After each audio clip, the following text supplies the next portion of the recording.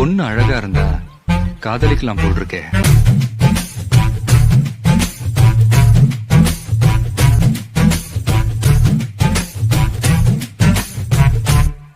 இப்பெல்லாம் ரேடியோல வெறும் லவ் பாட்டாதான் கேட்க பிடிக்குது. அப்போ கனாதா பிடிக்குமே, இப்போ மெலடியும் பிடிக்குதே.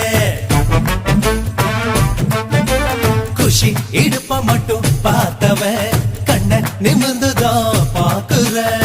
காதல் என்பது ஆந்தையை போலே நைட்டு முழுவதும் முழிக்கும். கம்பன் வீட்டு நாயை போலே கவிதையா அது குறைக்கும். அவன் தும்மல் அழகுடா, பிம்பிள் அழகுடா, சொம்பல் அழகுடா, வசந்த முல்லை